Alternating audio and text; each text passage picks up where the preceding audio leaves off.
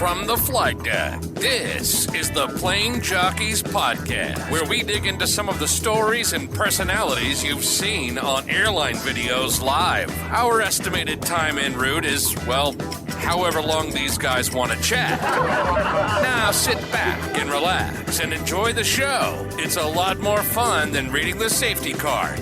I promise. Hello, everyone, and welcome to another episode of the Airline Videos Live Plane Jockeys Podcast. I am Plane Jockey Kevin.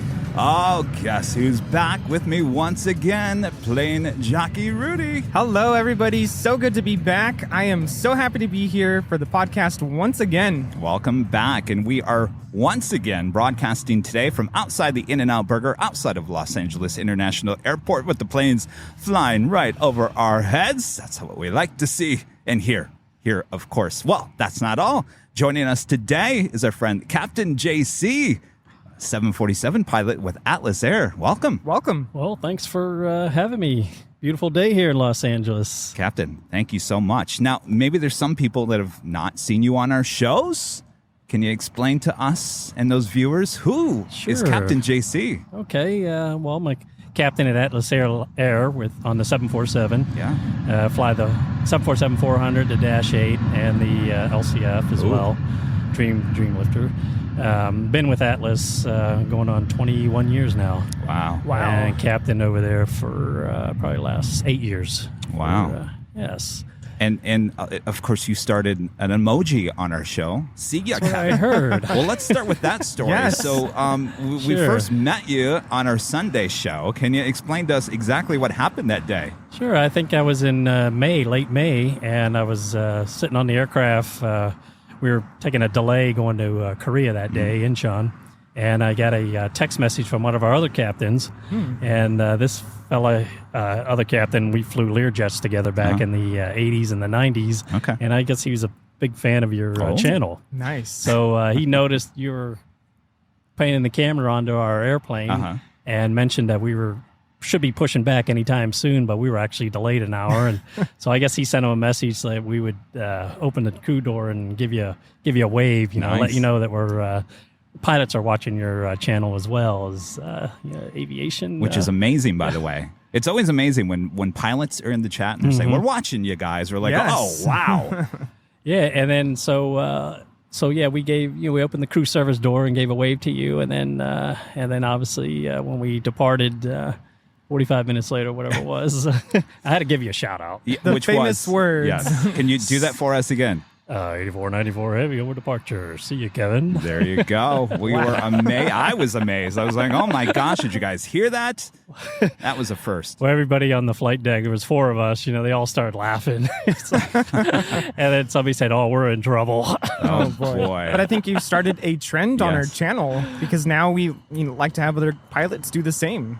Well, yeah, I found out when I was on Southwest, I showed your video, and there was a fella that he's, "Oh yeah, I know, I watched Kevin, I've seen his video, does great work." And it's like, yeah, and that's what I noticed when I showed some of your videos. He was like, "Wow, the camera work, it's really great camera work." And does this guy work for Hollywood? Well, back in the day, yes. Well, enough about me. Back to you. So tell us, Captain, your flying career. Tell us about how this all began. Well, when I was probably 6 years old, playing on the playgrounds back in central Pennsylvania, and always seeing planes flying overhead, I always, just like any kid, you're fascinated with planes, and I was like, someday I'm going to be a pilot. Wow. Like, yeah, sure, kid, Early on, wow. Yeah, so I used to collect all the airline schedules, and I had a teacher I think it was in 5th grade, it was a aviation enthusiast, and he used to collect all the airline schedules and had models, but I always had an interest in flying, so I just knew when I got out of high school, then I would just pursue a career, just start learning to fly, and that's what I did. I got my private pilot license, and then my commercial flight instructor, and then just started. The problem with flying, you got to build up your flight hours in order to get a job. So once I got the commercial flight instructor rating, then I was able to build up a few thousand hours, and then. But you didn't start flying 747s off the start, no? No, actually, when I was 10 years old, there back in 5th grade, when the 7.4 came out on the line, I would go to the library and sign out this pictorial book about the building of the 747. Wow! And I would just sign it out for 2 weeks, and then turn it back, wait a day, and then go back and sign it out. So I had the book the whole year. Wow, so cool. Yeah, and I just always was fascinated by the 747. At the time, it was the largest aircraft in the world. And so when the opportunity came, was it 30 years later, I had somebody on my jump seat when I was flying Learjets. And he flew for Evergreen.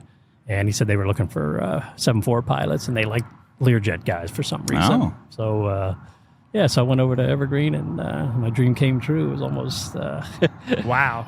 30 years to the day, I guess. So wait, back up for 1 second. Why would a Learjet pilot make a good 747 pilot? Well, it's funny. After we did the training, my partner was a Lear guy as well, and he goes, the instructor said, well, I'm going to fill you guys in on a little secret. And he goes, the reason why we hired you guys is we found that the guys that had the Lear time, they do really well in the sim. And I said, well, we're used to things happening. We're at 250 knots at the end of the runway, not 5 minutes after departure. Right. And we start our level offs, usually if you're going to 5,000 feet, we start our level offs, usually at 2,000 feet. So you're always thinking ahead of the airplane. And when we got on the 7.4, it was just like, I'll have some coffee while I'm climbing out. It's like. Are you telling me the 747 is an easy aircraft to fly? Yeah, it's a pretty simple airplane to fly, and jet to jet. I mean, the numbers are kind of the same in the Lear as well. Like when you're on final, you're still flying the same power settings and same pitch settings too. On takeoff, we go to 10-degree pitch, and after climbing out the 250 knots, it's usually real close, about 10 degrees pitch, gives you 250 knots in any jet, and. But the one thing that's different, obviously, is the size and how high you sit off the ground. And I'll never forget the instructor said, "Don't be intimidated by the size." And he says it's an easy airplane to land, and we have a radio altimeter that tells us how high we are above the ground. And it's very simple. It's just you hear the 50, 40, 30, 20, and right then you start thinking about flaring. And when you hear the 10, you just keep on flaring, and usually you just grease it right on. Can you remember your very first time flying the 747? What was that experience like? Oh, yeah. I can remember it was going into Boise, Idaho. Ooh, okay. And, it was that first day walking out, just like the instructor said, you walk out to the airplane and, the tire's as tall as you, it's... Wow. And, coming from a Learjet, it's like... So, but it was an easy airplane to fly. And I remember that first landing, it was like, greased it right on, man. We couldn't even feel ourselves touching down. It's like, wow, this is nice. Yeah. Were you nervous at all? I mean, were you shaking? Like, this is a much bigger airplane, and here I am. Not really, because the training, you just reflect back on the training, and the training was very good, and had a really good instructor. Matter of fact, when we started doing our training for the landing, he said, let me show you. Let's do it on the autopilot first and show you what the airplane does. And then we're going to mimic that, when we fly. But if you come from flying jets already, the only difference was just that last, 100 feet. Landing the airplane. And then again, once you're on the ground too, you got 264,000 pounds of fuel on board. You can't be going around corners like you're in a in a little Learjet. Right. A lot of sloshing going on. But that was the only differences as far as transitioning from the Learjet to the big airplane is just learning how to taxi the airplane around and on the ground. And then likewise in the air, it takes a while to acceleration, and it's a lot of mass to slow down as well. Right. So you got to be thinking ahead of that kind of stuff as well. Now that was with Evergreen. That was the first 747. Was that a 3? Classic. A classic. Yeah, it was the 100s and the 200s. Wow. Yeah, that's what we had over there. They referred to them as the classics. Okay. Steam gauges, I guess some people refer to them. Yeah. What was that like? I mean, compared to, obviously, you're flying the 400s and the 8s now. I mean, you're talking about the classics. I mean, what's the biggest difference between those 2, 3, 4? Well, we had an engineer on the airplane to run all the systems. Right. So then when they came out with the 400, that panel went away. So we didn't need that third pilot back there running all the hydraulics and distribute the fuel systems. And through the automated system, the fuel took care of itself. Right. And, But there's a little panel up on the dash. It's probably like 4 inches by 4 inches, and that replaced that whole big panel in the back of the on the old classic airplanes. Do you notice how they fly differently? Do they feel the same? It still flew the same. Yeah, it still had the same characteristics. Okay. Yeah, just some minor changes in the flares when you're touching down, just like on the Dash 8. They have that flare assist on the aircraft, but overall it was a very easy transition. So is that why she's called the Queen of the Skies? She's just the queen. She just sounds very easy to just fly. Well, yeah, I guess I don't know if that came by Pan Am. They were, I believe, the first carrier, I believe, to order the 747. I think they were the launch customer. Right. And I don't know where that name was adapted, but at the time, it was the largest aircraft in the sky. So I think that's how they came up with the name. But in your mind, she definitely is the queen, no doubt about it. Oh, yeah. Yeah. Easy plane to fly, and it's just a really nice airplane. Yeah. So obviously you fly with Atlas Air. That's a cargo freight company. Did you ever want to become a commercial passenger 747 pilot? Was that ever a thought in your mind? Well, I get asked that a lot, actually. And what's funny is people tell me, someday you want to be a commercial pilot? It's like, okay, there's always a misconception that once you get your commercial pilot license, that's good to work either cargo airline or passengers. Right. And so I did fly passengers back before I started flying cargo. But there's a lot of misconception in the public thinking like cargo and passenger flying is like a totally different certificate. But all the air carriers are licensed are to carry passengers and cargo. And I don't know if you're aware, but Atlas, we do passenger service, VIP passenger service as well, some for the military. Yeah, have you sports charters, right? Sports charters, right? Football teams. Have you ever flown those? Those are United 747s, correct? I think a couple of them are. We got a couple United old airplanes on the property, and but I think we have like 5 or 6 right now. Okay. And but I don't mind doing those passenger flights. If I see on a bid line package show up, I basically look at the schedule to see if it's other flying in there that I enjoy doing. Right. But I don't particularly just look to go do a passenger flight, but they're nice trips when you do the football charters, and I like doing the NFL teams because they don't usually have any issues with the with the passengers. So I would imagine in this day and age, a 747 pilot like yourself, obviously the jobs are more with the cargo carriers than obviously the passenger carriers. Yeah, I think so. I know that we're doing a lot of hiring, and as well as like FedEx and UPS. And I remember back in the 90s, the airline industry is always up and down, very cyclic. And when passenger airlines were laying off, I noticed the cargo airlines were still flying or even hiring. Yes. And I always kept that in the back of my mind. I don't know if I ever want to leave this, because there might be that day where I wish I still had my job. Right. So, and I enjoy, flying the cargo side. It's more, it's a funny story. When the airlines were laying people off, they would come over to our airline to, fill in that gap before they get their job back. And there's a few guys I flew with that said, I'm not going back.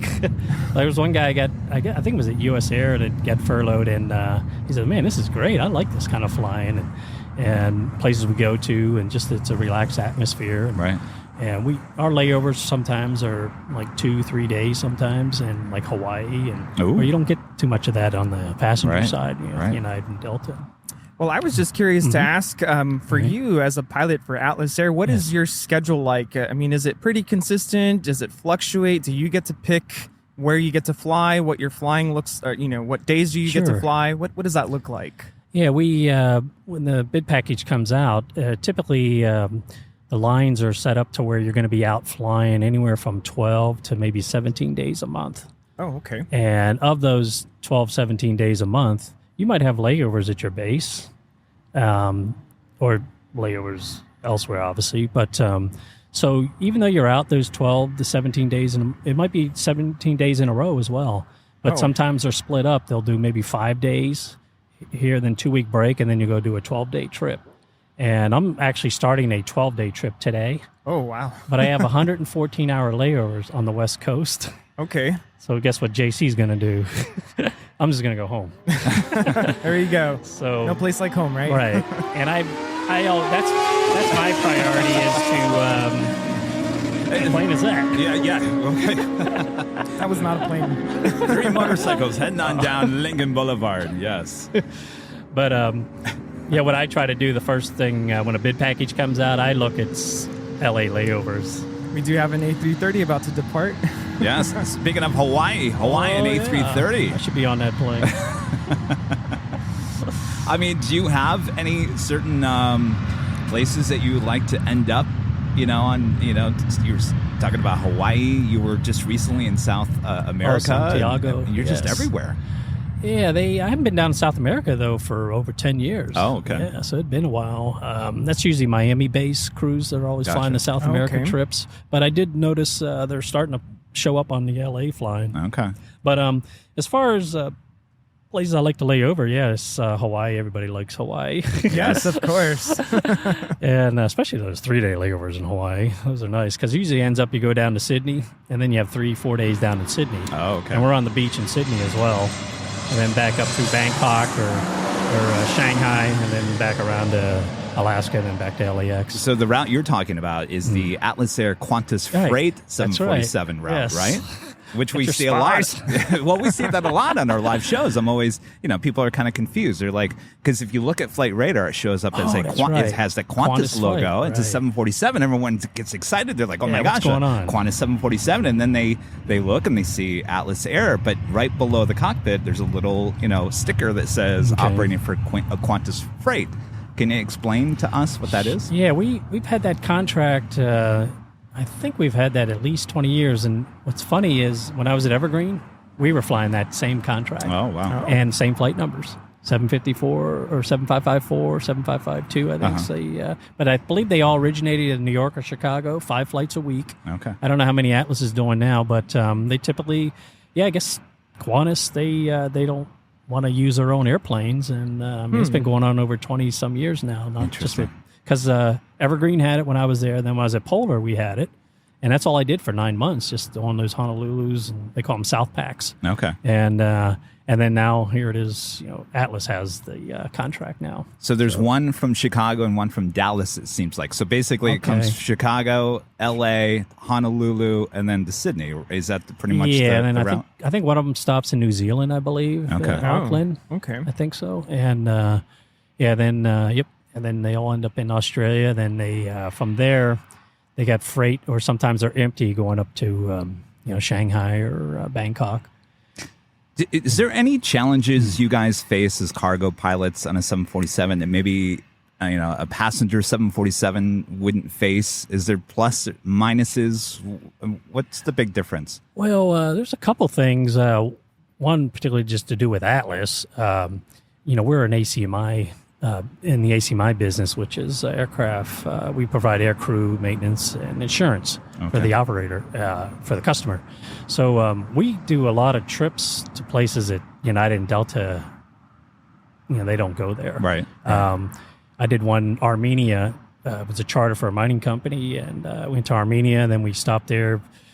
Airport's not in the database, so you got to build the approaches. So you always got to be on your toes. And the company gives you, obviously, there's directions in our manuals for how to handle those situations. But it's a little bit, challenging because the airport's not in the database, and the airport I was going to in Kazakhstan wasn't in the database. And then on those particular flights, we have a crew mechanic on board and a load master as well. Okay. But we don't have that support on the ground that you would normally have, like it. Going to these like LA and Anchorage. So that's in that regard, it's a little challenging. Another thing, but this more has to do with 747. The weight range is quite a difference than like in a 737. Yeah. So with that, we can be like 500,000 pounds or 1 million pounds, up to almost 1 million pounds. There's a 500,000 pound difference there. So you got to make sure your performance numbers are right on. Right. Yes. There's no, and I had that actually happen one time where they gave me a wrong load sheet. and he was off 160 some thousand pounds Wow. freight. So that changed our performance quite a bit. Instead of using flaps 10 takeoff, we were now using flaps 20 with more higher power setting. But on that one, we would have went off the end of the runway, not flying. But you obviously caught that before takeoff, right? Yes, yeah. And I kid the guys. I kind of use it, as captains. We're not instructors. I mean, we do have line check pilots out there, but as captains, we're told to mentor some of the newer guys and things that they don't want us to be instructors, but just tips, things that happened to you over the years, and you can pass on. And I always pass that on to guys. I said, yeah, here's one that for the books, it's really good. We got a load sheet, and the FO entered that information into the box, thinking he was entering the correct information. I wasn't on the flight deck when it happened. When I came back up to the flight deck, I noticed one of our little checks is we set the speed up on the panel for what our it's called the V2 speed. So if we do lose an engine, we're going to fly that speed. Well, that's all based on weight. And I noticed my FO that changed that from what I had selected in there earlier, like a half hour ago. And I based that speed on what the flight plan that we get 3 hours before the departure. The flight plan shows you what your estimated weight's going to be for that flight that day. So I put those numbers in based on what the company thinks. But here, this guy gave us a load sheet that he miscalculated over 162,000 pounds. And wow! But the FO, he did everything correct. He entered what he was given. He was, but I getting back to the challenge, I'll ask guys. I'll say, hey, do you remember before you enter that weight for the performance, the airplane weighs itself, and it has a little number there that shows what it thinks it weighs based on the weight on the wheels. Well, interesting. So if that system's working properly, it's always within 5,000 pounds. I say, hey, do you remember what that small font was before you made it a big font? And he's, oh, no, I don't, And so when we deleted it, we could see that it was, it was off over 82,000 kilos, which is like 160, 70,000 pounds. So we would have been on that air crash investigations. They'd been like, what? Investigators couldn't figure out why a 747 couldn't take off with only 20,000 pounds on board. So, I mean, we talked to Stig Aviation. He was talking about in the aviation industry, redundancy. I would assume that that it kind of falls with that. Yeah, we have our procedures and for a reason, and there's a lot of redundancies built into, and that's part of our procedure. It says if the weight is heavier, then we need to go back and look and see what the adjustments are. And what's funny, it was just one sentence. It says if the weight on the load sheet doesn't match what the flight plan is, it would address it more if it was heavier, but it didn't really address it if it was lighter. And that day it was lighter, but it does say the final step. It says compare the actual load sheet with what the flight plan load is supposed to be. Interesting. And it's one sentence there. It just says compare them. If it's different, then start checking to see what the problem is. So, do you, when you're in the cockpit and you're flying around the world, do you just sit here and think to yourself, here I am, a captain of a 747 flying all around the world, and we've got a Dreamliner about to fly over our heads. Captain, what do you think? Yeah, JAL, right? JAL Airlines. Yes, Japan Airlines, Dreamliner. Do you think to yourself, like, I'm so lucky. Here I am, a 747 pilot flying all around the world. Is it a dream come true? Well, yeah, I think I'm very fortunate to.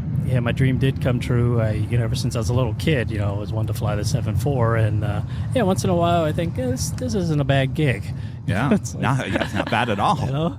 And I always tell guys, when they're trying to figure out who wants to fly, and I said, well, guys, I'm only here for the food.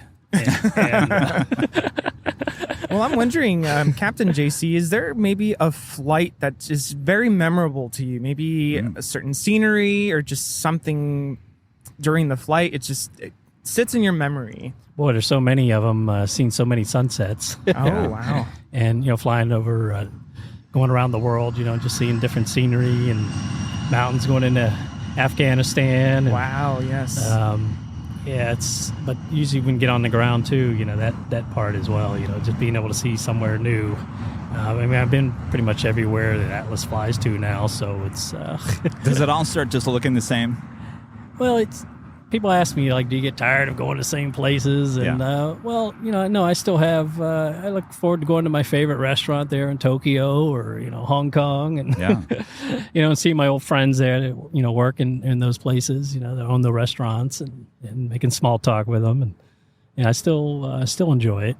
It's been 20 years. Now, going back to my earlier question about scheduling, if there was a place such as Tokyo that you just really like to go to, could you request for a longer layover? Well, that'd be kind of hard to do unless you're on reserve. You can tell them, you prefer to fly because there's this one other captain. I would always see him in Tokyo at the karaoke bar that the airline crews hang out. I go, man, you're always here. And he goes, well, scheduling works with me. I just tell him I make myself available like on days off, and they try to fill in, try to give me my Tokyo trips. And man, he does a really good Louis Armstrong. It's a Wonderful World. Nice. If you weren't looking at him, you'd think it was Louis himself singing it. Wait, is that the bar that you told me about that they all knew about Airline Videos Live? You walked in and they thought you were an instant celeb, right? Oh, that was the Jet Lag is down the street, though. Yeah, that's a big airline hangout. Oh, but you walked in one day and they said, "Oh, there's Mr. Captain there from Airline Videos Live." Oh yeah, that was in Hong Kong. Okay. Yeah, that was in Hong Kong. Wow. Where I showed the video and somebody already seen it. I guess I don't know. One of the other pilots once you get their Facebook followings, I guess, and somebody had put it up there on Facebook. In the circles with the company in Hong Kong. Wow. Yeah, you guys are famous. Is that one of your favorite places to go? Hong Kong? Yeah, that's one of my favorites. But with COVID, we haven't had done layovers there for a couple of years now. But we are laying over there, but it's not a layover. It's at the hotel. You're locked in your room. Right. And at the airport. And I heard a rumor, like if you open your door, then you go to quarantine. Oh. Well, something just popped up on my Facebook feed today. Okay. Of course, we've got a 777 on the Pod Airways. 777-300ER. It's Flight 6 coming in from Tokyo Narita. Well, this thing popped up on my Facebook feed today. It said, if you want to see a 747 this year, top place is Hong Kong. Ooh. Yeah, Hong Kong and Anchorage. Yeah. Anchorage, too. That's not as far to go. But LAX was so low on the list, I was shocked by that. Actually, if you want to see a 747 in the U.S., they said Alaska, Anchorage, and LAX. Those are the two top places. But in the world, Hong Kong was top on the list, and L.A. was, tiny. Well, it's funny. My buddy flies at NetJets. He flies G5, G6. Yeah. Mm-hmm. And he had a trip over there to Hong Kong, and he was calling me for intelligence on, where to go and hang out. Nice. And when he got there, he was like, oh, my gosh, I couldn't believe all the 747s I see there, all the heavy iron. It's incredible. That's like, welcome to the heavy iron world. Speaking of 747s, I'm always curious when we're filming our Sunday live show. Mm-hmm. I wish we could be able to see inside of these 747s. What is typical cargo, or is there typical cargo that you know of on your plane that you're flying? What kinds of stuff are you guys carrying? Well, they give us a load manifest, but a lot of it's covered up and I can't see. Okay. But when there's hazmat material on board, or there's like fruits or vegetables, then we're given a sheet for temperature control. But other than that, I really don't know what's down there. Oh, okay. If it's like electronics with batteries, then that's how I know. Like if it's hazardous material, or like there's a car downstairs, I'll get paperwork on that. But if it's just clothing coming out of Hong Kong, or I don't know somebody say, oh, this is all for Victoria's Secrets, but other than that, it's all covered in black tarps. And I did this charter. It was before Christmas a few years back, and I was like, what's all this stuff, And he goes, oh, believe it or not, these are all Xbox 360s, but they're disguised because of theft, when they get into the warehouses. Interesting. So, but I said, oh, okay, there were 250,000 pounds of Xbox 360s. Wow. Captain, this has been absolutely amazing. I can't wait to ask you more questions. Oh, so much more. Coming up next on the Airline Videos Live Plane Jockeys Podcast. Don't go anywhere. More to come next. Folks, again from the flight deck, we hope you're enjoying those luxurious seats and plentiful complimentary beverages. Oh, right, it's a podcast. Well, then we hope you're enjoying the banter. Stay tuned for more. Oh, yes, there's always more to the story. Yes, always more. Isn't that correct, Rudy?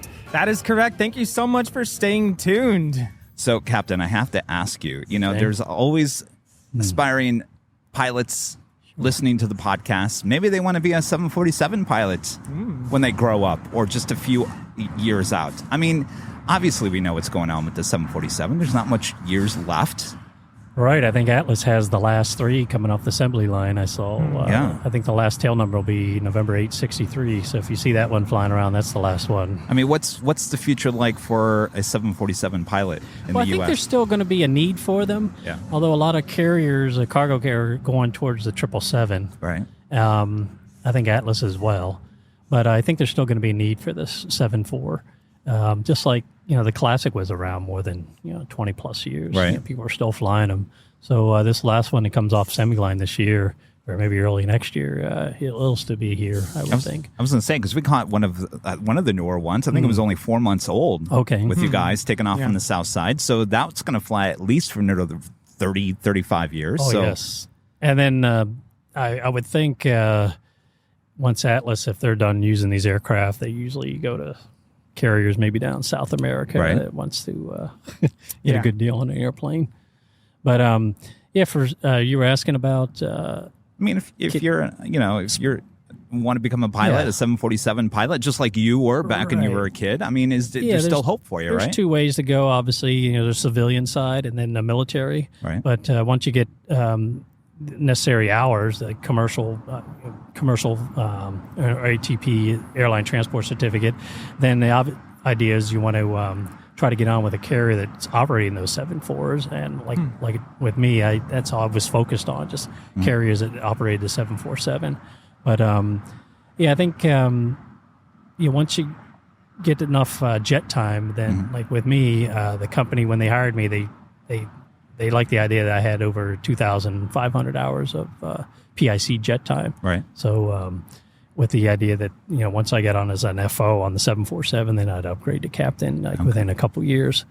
But that it's typically the same route that you want to go to just get on with flying any corporate job or airline job. Right. And then once you've gotten that commercial certificate with some hours under your belt, then you can pretty much choose where you want to, go fly, like 747, 777. It really depends on the company that you're applying to if they're operating those type of aircraft. So, Captain, have you ever thought about maybe switching to another type of aircraft? I thought about it. I'm seat locked in the 747 for 3 years when I first switched over to the aircraft, but now I could go to the 777. Okay. But I have 3 years left where I have to retire. So I thought about doing that. But it's what's driving the decision is the type of flying. Where do they fly to? Right. Oh, yes. Yeah, they don't go as many places as a 747. And you know what else? The 747, you have the opportunity to make extra money if you want to work on your days off, open time. Okay. And I don't think those opportunities are there on the 777 as they are on the 747. Would you say there's factor that in? Yeah. Would you say there's 747 pilot shortage? Is that why, or? Well, there's a shortage overall. Pilots, our company. I think when they start these new class dates, the priority is 74. Okay. And then because they have classes for 767, 747. But I think on the management side, they would obviously know more about it. But just from flying with guys, they're trying to fill 747 classes first before they fill the 737s and the 767s. Yeah. And you guys, I mean, you've told me this before, and I've tried to explain this to some people on our viewers that are watching. That top deck on the 747, you don't have cargo up there. I mean, you said you could basically put a bowling alley up there. I mean, it's empty space, basically, right? Well, the LC or the Boeing converted freighters, BCFs, we have 3 of those, I believe. And they're real roomy up there. You can play basketball, not bowling. Basketball, okay. Get it right, Kevin. Okay. Basketball, no bowling. Okay, no bowling. Gotcha. But there's a lot of room up there. When we're done here, I have some videos I was going to send to you, so I'll transfer those over for you. But there's plenty of room. There's business class seats up there. It could be as many as 8. Oh, and you've got a galley, and then we also have bunk rooms for sleeping quarters. Gotcha. But no Wi-Fi, right? No Wi-Fi, but I believe I think they're wiring the airplanes for satellite internet, and but I'm not sure if we're getting that anytime soon.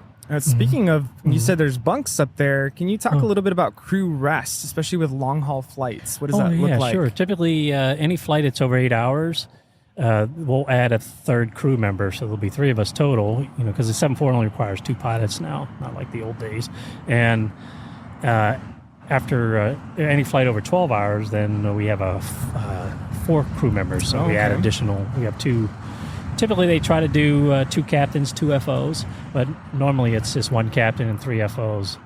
So on a trip out of here to LA to Incheon or Tokyo, you're roughly looking at almost 12-hour flight. Mm-hmm. So we'll have 4 of us on there. Wow. But sometimes they might have, like, on a flight that's only 5 hours, 3 pilots. And that usually has to do with flight and duty rules. Like if you've flown so many hours in the last 7 days, then they might add a 3rd guy. I notice when I go up to Anchorage today, there's 3 of us operating the flight up. So there must be somebody with a flight and duty time issue where they got to add a 3rd crew member on board. Yeah, I was going to ask you. So you're after today's podcast, you're flying up to Anchorage. Can you kind of walk us through day to day? So after this podcast, eventually you're going to head over to the south side of LAX. Then what happens? I'm on a 12-day trip. 12-day trip. Yes. Okay. So I'll head up to Alaska, and then tomorrow, Sunday, I'll have Sunday afternoon to fly to Chicago. Okay. 6-hour flight. And then Tuesday, they have me deadheading back here to LAX. Monday, the next day. Monday to LAX to operate a trip Tuesday up to Travis for a military Do you charter. ever get jet lag? Yes, talk about jet all lag. the time. You really do. You do. Well, I just sleep when I'm tired.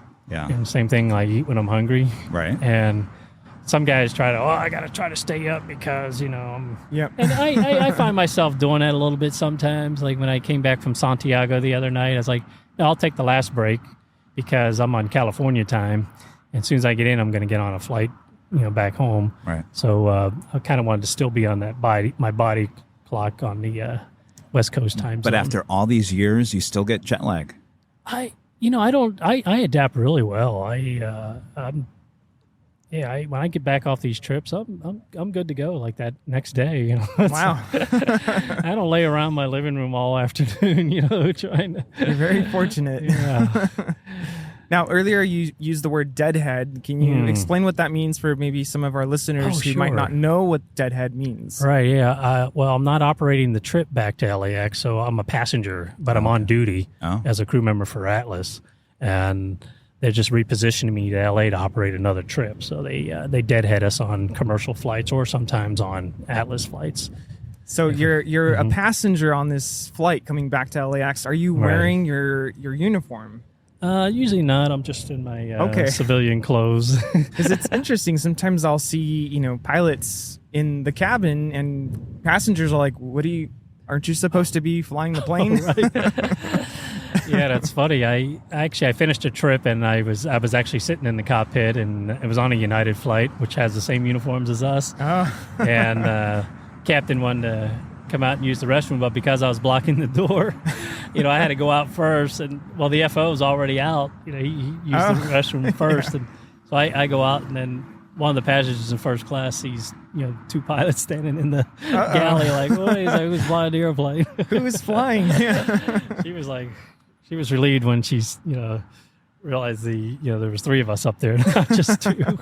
So when you guys are all on the 747 together, who's making the coffee? Who's getting the meals? Who's doing all that other stuff?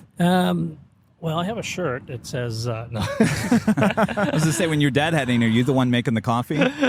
Well, it's usually whoever one of the FOs, third or fourth guy. Okay. Whoever gets up there first and does that security check there in the back where the galley is and the bunks, and they'll usually just volunteer, like, hey, I'm going to make some coffee if anybody wants any. And because the other two guys that are operating, they're usually getting everything all set up front. So the other two guys, one guy does a walk around, and then if it's just three of you, then the guy that's doing a walk around, he'll usually come up and do the coffee and check the galley to make sure the catering's on board. And asking, would you like the fish or the chicken today? Right. That's all they go, hey, you want some coffee? And it's funny, I'm not a coffee drinker, so I was like, They go, you're not a coffee drinker? Yeah, I can't afford it. $40 a gallon at Starbucks. You were talking about crew members doing a walk around. Can you think of a walk around where something just did not look right? Because this is fresh on my mind, because recently on one of our shows, we heard of a 747 having a massive hydraulic fluid leak. So can you think of anything crazy like that? Well, I haven't experienced any of that, but that walk around is one of the redundancies, I guess you could say, to make sure the airplane's safe. But I've seen where a plane came in and had a bird strike. Oh. And the other crew didn't catch it. And hit the radar dome. Did damage to the nose of the airplane. Wow. But hydraulic leaks, that's what we're looking for. Anything unusual, drips and things missing, tire conditions. But we also have mechanics that are doing the same thing. Okay. Right. But overall, we're responsible for make sure the aircraft's safe for flying. On one of our broadcasts, you had two Atlas Air 747s coming in on the south side, and you were in the plane, the second one in, and I believe, was it both went around, or you went around, or the one? Anyway, I wanted to ask you, because we're always like, oh, she's going around. We make such a big deal out of it on the broadcast. But you, as a 747 pilot, I'm sure it's no big whoop. It's no big deal, right? No, but it doesn't happen too often, so some guys are caught off guard. Yeah. And so if it looks like we might be going around, like, I'll always brief the go-around procedure just so it's fresh. And okay, remember, if we do go around, nothing to get excited about. So it doesn't happen too often for you. Right. Yeah. But it's a very easy maneuver. Just you hit these buttons on the throttles and the airplane just starts gradually adding power. And you get a positive rate, gear comes up. Right. But that day, we were the first airplane, and that plane behind us went around, and then I talked to the crew later on. You had great video. I went back and looked at your videos, and I timed it. If we're doing 180 knots, that's 3 miles a minute, and we're usually 3 miles in trail of each other. They were 1 minute and 18 seconds behind us. So that meant they were more than 3 miles in trail. Yeah, when we crossed Sepulveda over there. Right. So they were, and then I called the FO on that trip, and he said, "Oh no, we were wondering too. Why is this guy telling us to go around?" Right. I said, in a situation like that, I would never answer the controller, because then the controller, when he goes to call you the second time, you're like, "Oh, wait a second, the first plane's already clear of the runway. Yeah, disregard. Go ahead and land." Right. But you went long, as we like to call it. Oh, yeah. You went all the way to Lima. You were making your left-hand turn onto Lima, and she was just about to land, right? Well, yeah, then we were already on Alpha. We turned Lima, then Alpha, and then I saw them in front of us.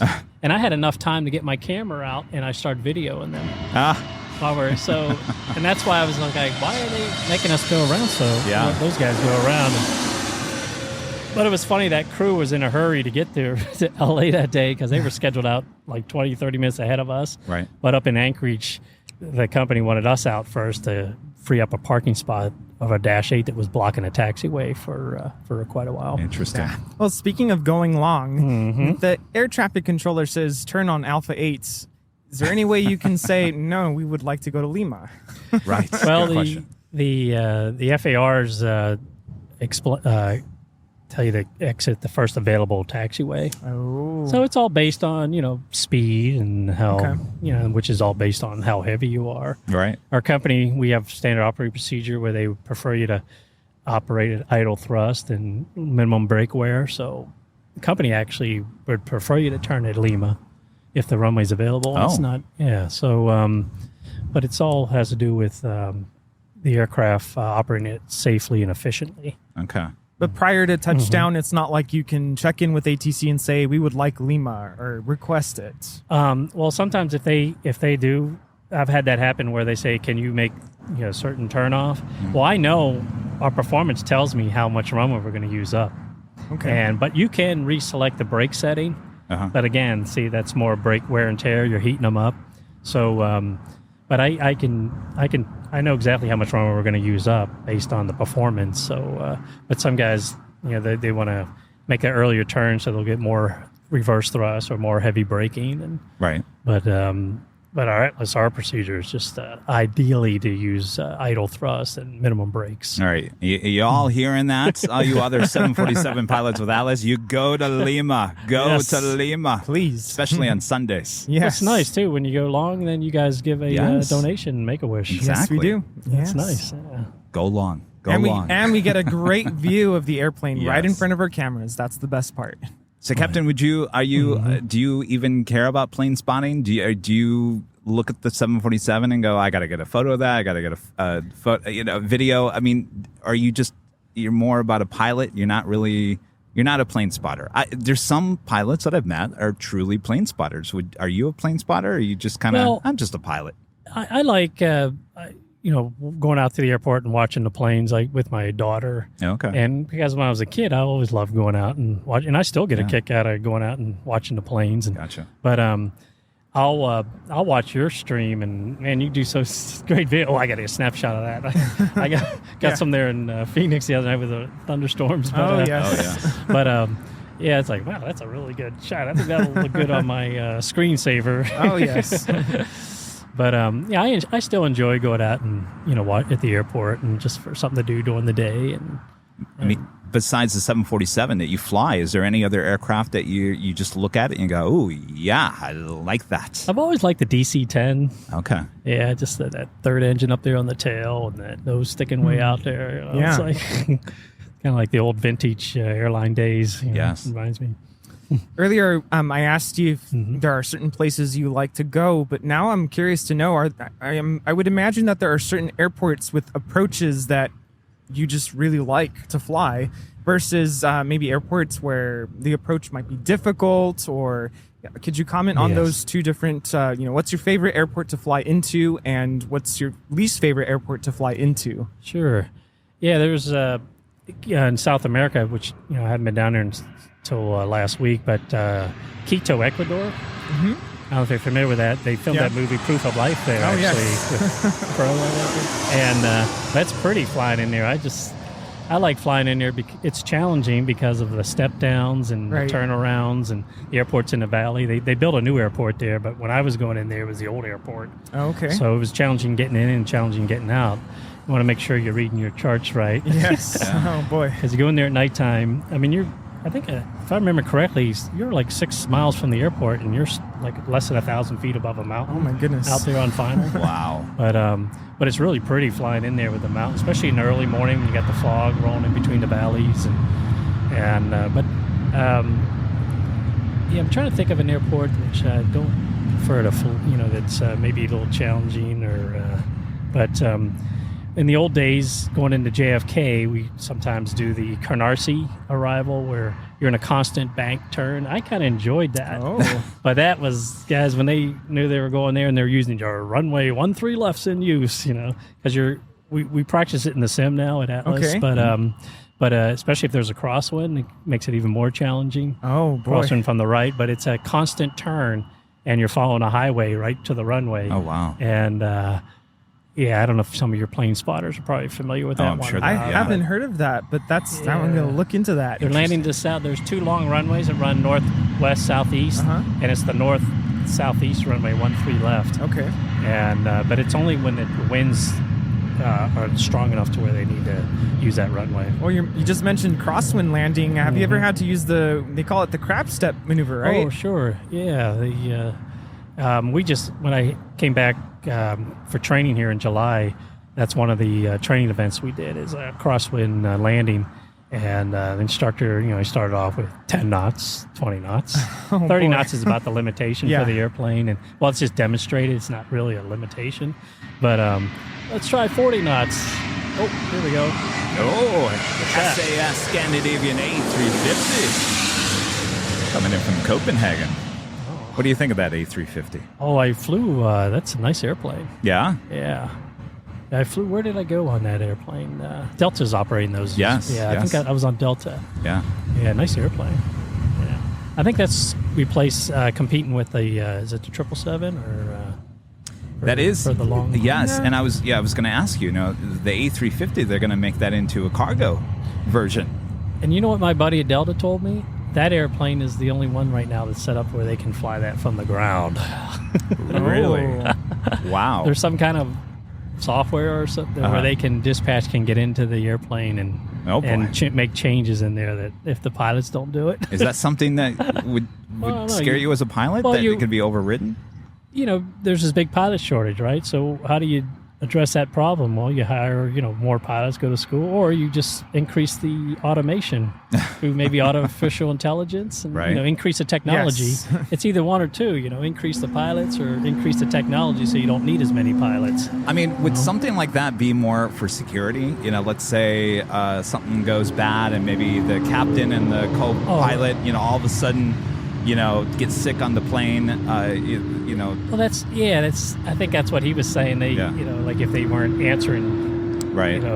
dispatch or something, they Right. could go in there. And I didn't know the whole aspect of it, but he was saying it's set up to where it's the first airplane that can get that Interesting. first step where they can control things from the ground. Because recently we've heard of flights where both pilots are asleep and they're not responding, or like you mentioned, maybe there's a medical emergency. It makes me think of like at the grocery store nowadays we see those self-checkouts. Are we going to start seeing that with planes where it's pilotless and it's all automated? Right, or instead of having when we go to Korea, instead of having 4 pilots, now they'll just do 2 pilots and one guy will just kind of be sitting there observing Right. in case something, like you said, Kevin, you said Right. something goes wrong, and where the other guy will just come up and. But I heard a rumor that it was going to be a pilot and a dog.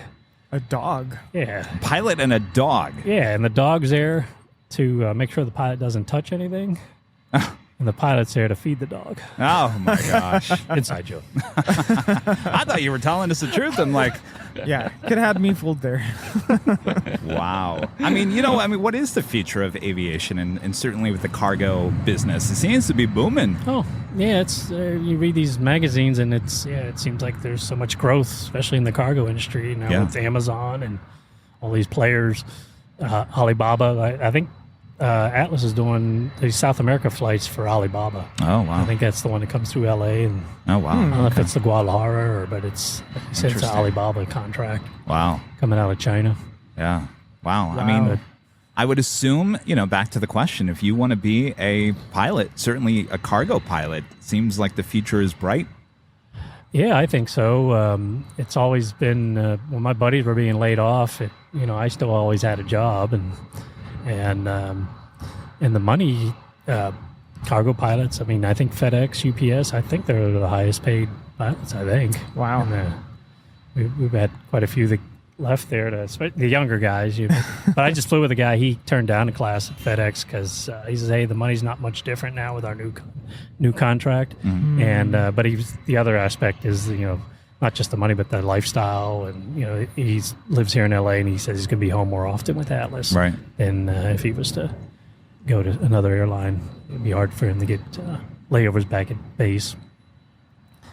So can you just describe to us, and I'm talking about describing just the feeling and the sensation of flying the Queen of the Skies, 747. What is that like?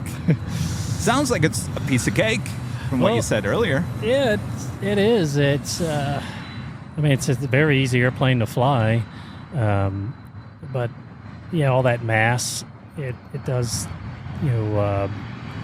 require some it changes what you're used to flying back in when I was flying the little Learjets around. Right. But other than that, it's just like any other jet. but just some more room. When you're, taxiing down the runway, and there's maybe a little 737 or 767, and here you are rising above in the Queen. I mean, that has to make you feel good. Well, it does. It's funny, yeah. When you're taxiing around airports and you're sitting behind a 737 and say, man, those models are getting bigger and bigger every year. Yes. And I was like, hey, dude, make sure you don't run over that guy there in front of you. Oh, boy. I see this little commuter airline. Yeah. It's like, but I remember the first time being taxied when I was flying the Learjet, I taxied up behind a 747. I was like, wow. Plane's huge. Yep. Well, I mean, it's the other way around. Well, yeah, I was going to say, it's a dream come true for many people to fly a 747. I mean, when you come up and you say, I'm a captain, I'm a 747 captain, people are just like, all of a sudden, I'm not worthy, down. I'm not worthy. I mean, do you get that? Do you get that feeling? I do. I kind of, when people ask me what I do, I think I might have told you this before. I was, I tell people, I just drive an 18-wheeler. If I got a good buddy who drives it, we get the same stories. It's I go, Brian, we're both doing the same thing. You got the same stories. I was supposed to go here. They changed my schedule.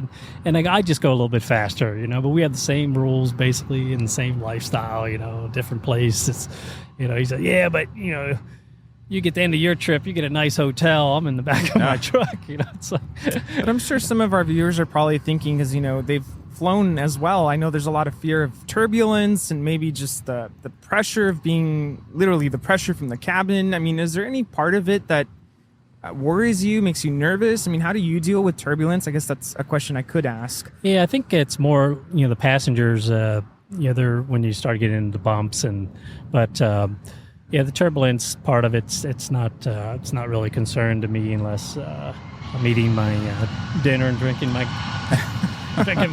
soft drinks. But I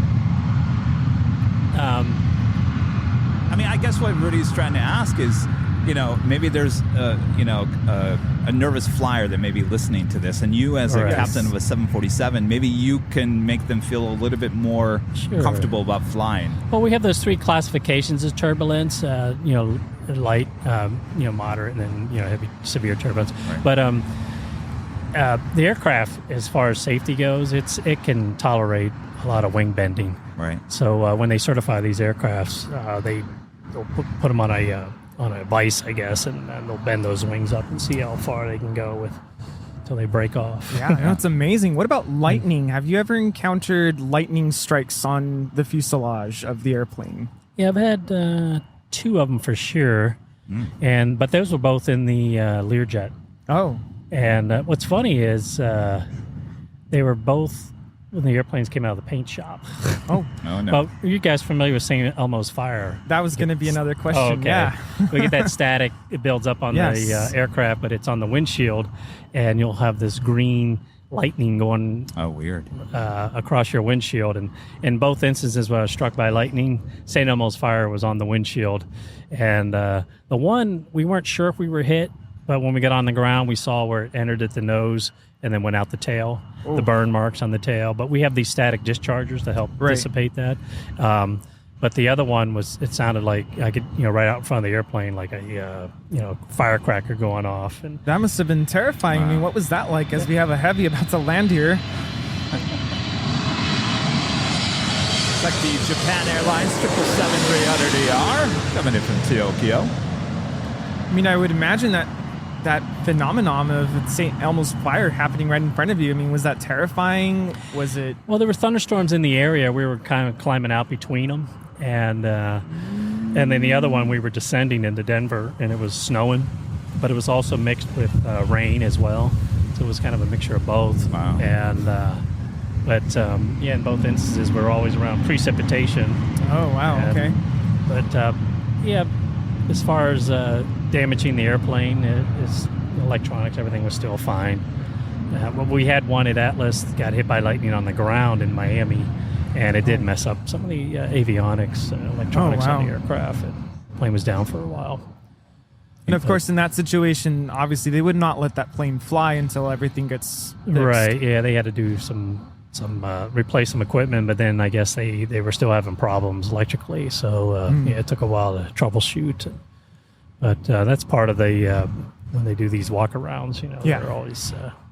And you're based here at LAX. Is LAX one of the easiest airports to fly in and out of? Oh, yeah. It's we got the four approaches here. Yeah. And, it goes pretty smooth. There's nothing really that challenging about it. We actually, when we were given arrival instructions, we have a chart that shows all the different altitudes of the different fixes we're going to fly over going toward the airport. And they just tell you, fly that arrival. And that's basically it. You don't really have to talk to anybody, but and we put that in our data. It's in our database, so we select that arrival, and it's all right there in front of us. And the airplane with autopilot will just fly all the speed and altitudes. Yeah, and pretty much the same just weather. Sit back and watch the show. Right. As far as flying. I mean, it's just the weather side of it too. I mean, flying all around the world, you just got to think like, LA, no big whoop. Oh yeah, go back home. Yeah, it's funny. It's always, when I flew the Learjets in here, without even looking at the weather, yep, it's 55 degrees in the morning and maybe a marine layer over Burbank. But, the weather's always good. And it's not like... I always wondered about that because I know at certain waypoints you have to be at a certain altitude. So it's basically the autopilot kind of helping you with that, right? Right, yeah. It's part of the autopilot is... the flight management system is flying the arrival, and it's coupled with the autopilot. Oh, wow. So, okay. And then they might modify it sometimes. They'll say descent except, stop your descent at 7,000. Don't continue down because maybe there's another aircraft that's going to be passing underneath us. But, okay. Yeah, and it's like that all over the world. They give you, it helps cut down on the controllers having to be talking to you constantly on the radio. It just give you the arrival, and then they know what you're going to be doing for the next 20 minutes. We've seen a couple of go-arounds here because they're flying or coming in too high. So maybe were they hand flying it at that point? Or I know we'd have to ask them. It's funny, Rudy, you mentioned that. The 2 times where I had to go around was guys were getting too high on the arrival. Yep. And when I went to my training event in July, they started talking about that. Oh. And they say, hey, we're getting guys that are going around with... And I said, man, it's funny you mention that because I see the problem, guys are trying to slow down and go down at the same time instead of just getting on the glide path right away. Now manage your speed once you're on the glide path.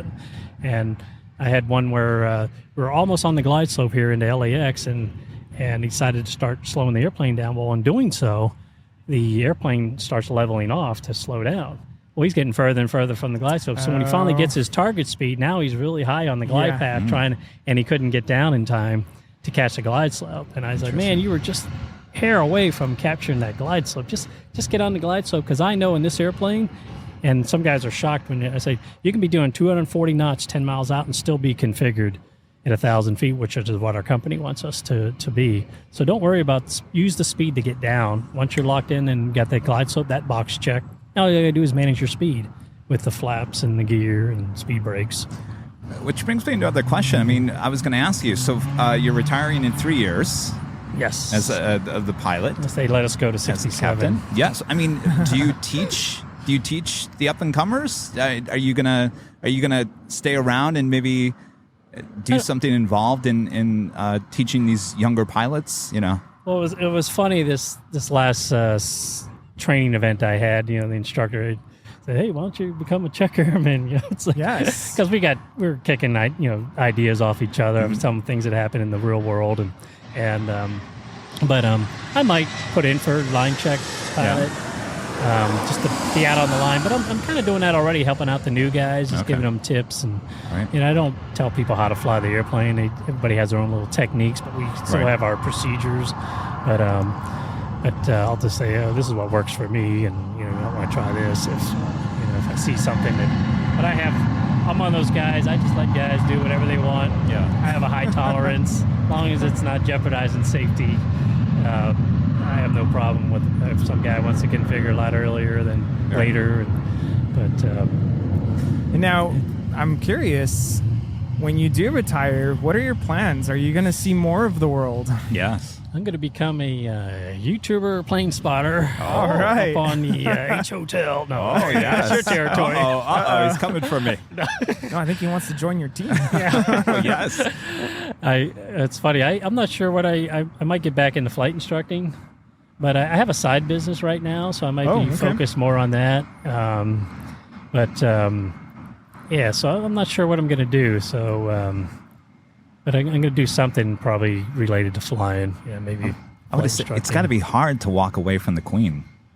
Yeah, maybe ask me that question in 3 years. Yeah. Oh, man, that just sounds so sad to have to leave it forever. Yeah, especially if you feel like you can still go for another 10. Right. Yeah. It's back when I was flying the Lear, we had a TWA guy that retired at 60, and he came to fly for us part-time, and he was still flying at 72 years old. Wow. 12 Really? years after retiring from TWA. Well, I was going to ask, if you really weren't ready to retire, could you continue, or are you pretty much forced to retire at a certain age? Well, I can fly corporate, like private jets. Okay. I have a neighbor who's flying net jets, and he's 69 right now, and Okay. so he's just doing it because he enjoys it. And until I get tired of it, it's just do it for fun. Right. Something to get out of the house and something to do. I guess you can always take vacations on the Lufthansa 747-8 or Yes. Korean Air 740. You can always find the Queen to get on, right? Oh yeah, Of course. yeah. And then just try to take my on my days off. Just Enjoy it, right? Wow. It'll be here before you know it.